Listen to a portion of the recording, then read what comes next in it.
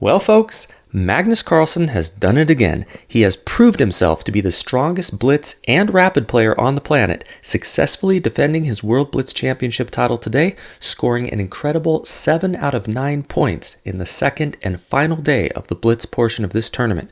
But he had a bit of a rough start in the very first game of the day, round 13, being defeated by Vachier-Lagrave, which actually may have been a blessing in disguise, as it seemed to trigger something within him, awakening the destructive force which we all love to see when Carlsen is in top form, obliterating everyone in his path, which is what he proceeded to do for the next 6 games in a row, winning all of them. The most fascinating of which was Game 14, where he played like a madman in the opening against Alexey Sarana, wildly sacrificing pieces and getting a crushing position before move 10. So I am going to show you that game, but first, let's briefly take a look at Carlsen's loss to MVL that set the stage. MVL is playing white here in this first game of the day.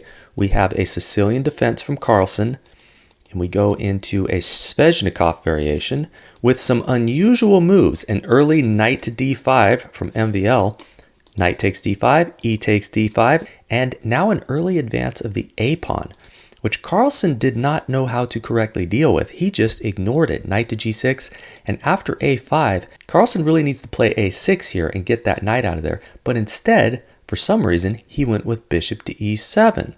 And now after bishop to e3 from MVL, Carlsen has a bit of a problem. How are you defending the a pawn here? If you try a6, well, there's going to be bishop to b6, followed by a fork. That's no good. Of course, you can't play b6 or else pawn takes. How are you going to recapture? You go like that, you're losing your rook. That's also no good. So you just have to drop a pawn. Carlsen castles. We got bishop takes a7. And now what he should play here is queen to d7. It's a weird looking move, but it's what the computer says you need to do because bishop to b6 is coming and you need to challenge that bishop with bishop to d8. That's what black should do. But Carlsen just played a normal looking move, bishop to d7, and now bishop b6 hitting the queen.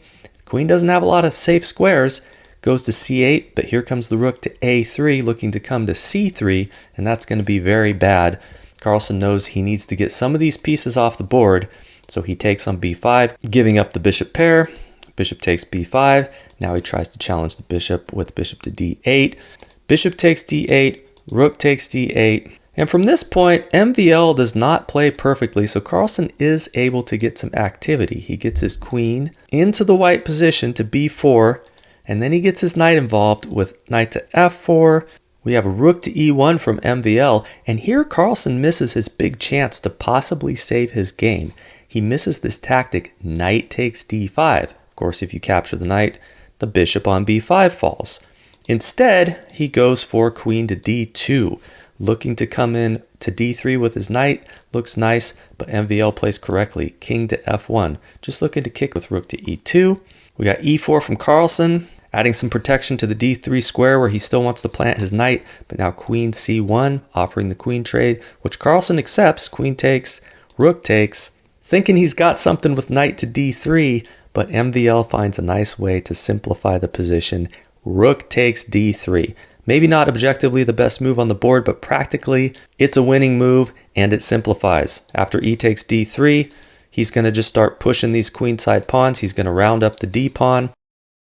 And at the end of the day, Carlsen's 2 rooks are just no match for MVL's bishop and rook with these dangerous queenside pawns, which just keep advancing like so. Carlsen is even able to get a passed pawn here a little bit down the road, but it's not going to amount to anything because the bishop is there to block right here. And now one of these pawns will become a queen, and it's at this point that Carlsen throws in the towel. So what an unfortunate way for Carlsen to have to begin day 2, but these kinds of setbacks don't seem to faze him and often only seem to make him more dangerous, as we are going to see now in his very next game against the 2700 rated Super GM Alexey Sarana. Carlsen playing white this time, and we have another Sicilian defense with a bit of a brash and early queenside pawn expansion by Sarana, which Carlsen refutes by playing centrally, d4. It's a good move. C takes d4, knight takes d4, bishop to b7, trying to put some early pressure on e4. And the best move here, according to the engine, is just to play knight d5 and sack a pawn after knight takes, pawn takes, bishop takes d5. And then it's saying rook to e1, and I guess the activity in black's lack of development is going to give white a nice advantage. But Carlsen just plays it safe. Bishop to f3, defending. Okay, maybe there'll be some tactic with e5 at some point. We got knight b to d7, Carlsen attacking b5. And what you really need to do here is push to b4. That's a correct move for black. Not sure why Sarana didn't play it. He just took on a4. And Carlsen plays the best move. Rook takes a4. And we have e6. Okay, looking to develop the bishop. And rook to b4. Attacking the bishop on b7, which Sarana defends with knight to c5. But does this really defend? No, it does not, because here Carlsen finds rook takes b7, sacking the exchange, because after knight takes b7, we got e5, double attack, hitting the knight, hitting the knight.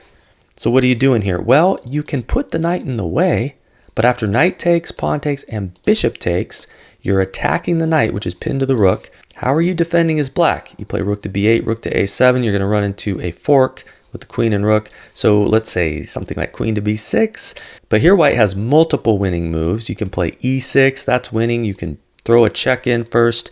You can play queen to g4. Black is completely busted here. So Sarana does not go down this road. Instead, we have d takes e5 right here. Bishop to c6 with check first from Carlsen. It's blocked with knight d7. And did Carlsen take on b7, allowing e takes d4? No, he would rather take the pawn on e6 with that knight, stripping away the cover from Sarana's king. After f takes e6, now he's got queen to h5 check. Of course, you don't want to block with the pawn because then there's going to be queen takes e5, hitting the rook. That knight is not defending, it's pinned. So instead, we have king to e7. And now he grabs the knight on b7. And now we can see that despite having only a pawn for the exchange, Carlsen has a completely crushing position. Sarana's king is quite exposed, unable to castle. His pieces are inactive. His rook on a8 is attacked. What a disaster. But he plays on. Rook to b8, hitting the bishop. Carlsen plays rook to d1. Can you take that bishop? No, you cannot, because bishop to g5 will win the queen. Because if you put the knight in the way, the rook is there to capture. So instead what we have is queen to c7, getting out of the way, hitting the bishop with the second piece. And this drops the pawn on a6. But Sarana is defending as well as he can. He gets the knight to f6 with tempo on the queen. Now here Carlsen kind of drops the ball. The engine says what he needs to play here is bishop to g5, just pinning that knight. And then if h6 challenging the bishop, we just capture. We're not even worried about trading a pair of pieces because after g takes f6, queen to g6, black is really tied up here. How are you going to develop this dark squared bishop? And white has a bunch of threats like knight to b5, knight to e4. Black is completely lost here. But Carlsen, instead of playing bishop g5, he puts his queen back to e2. And this allows Sarana some unnecessary safety for his king and activity with his pieces. He plays king to f7 first.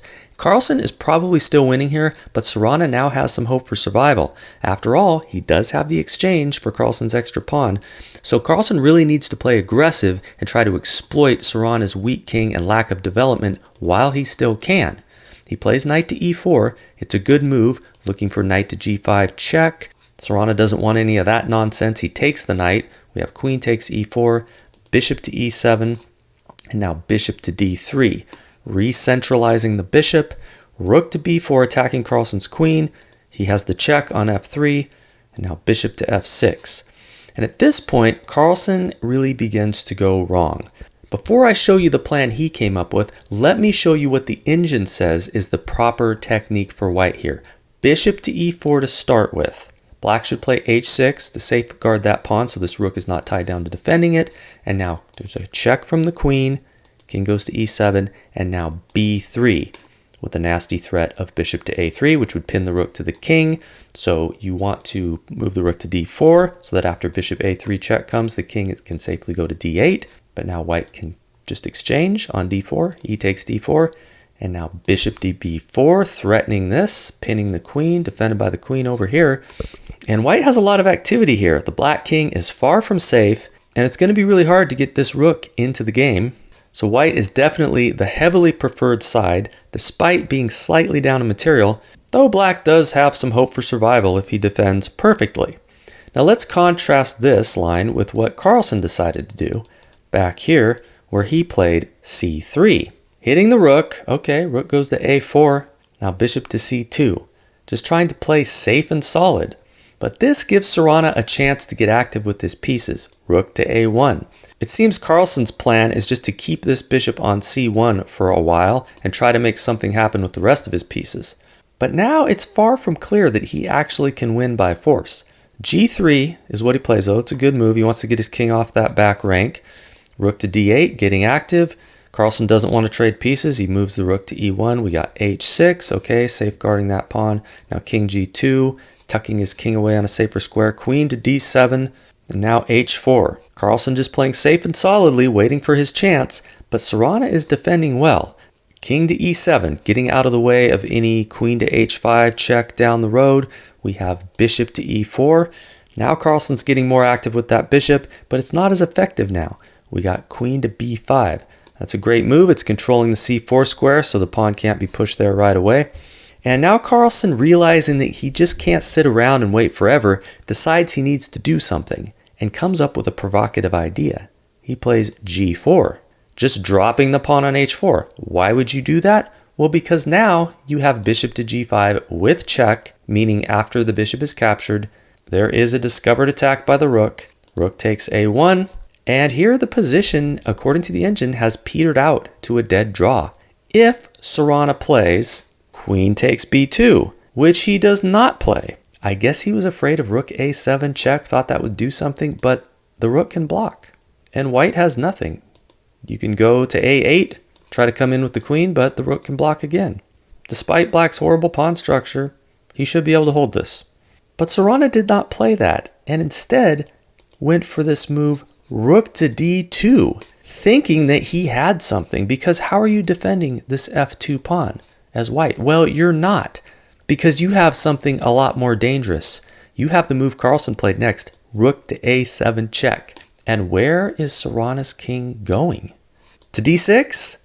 Well, that runs into a mate in one with queen to f8. Beautiful. Okay, well, we have lots of squares left, right? How about d8? Well, here we got queen to f8 check. And after queen to e8, your only move, rook to a8 check, you're losing the queen and you're getting mated very shortly. So what else? Well, we have e8. What about that? Nope. Queen to f7 check, king d8, rook a8 check, queen to b8, and rook takes b8 is mate on the next move. So Sarana played the only reasonable move, rook to d7, which unfortunately fails to a simple fork. Bishop to c6. And Sarana now resigns, seeing that he is going to lose material and will be mated very shortly after that. So a spectacular comeback by Carlsen from his previous loss, not to mention a nice comeback from all the mistakes he made in this game, which almost cost him the game after some brilliant opening play. But that is why we love Carlsen. He knows he's the best, and he doesn't seem to let these minor setbacks get to him, which he demonstrated spectacularly in the remainder of this tournament, going on to destroy his next 5 opponents, thereby winning this World Blitz Championship. So thanks for watching. Please like and subscribe for more coverage of epic Magnus Carlsen performances, and I will see you on the next one.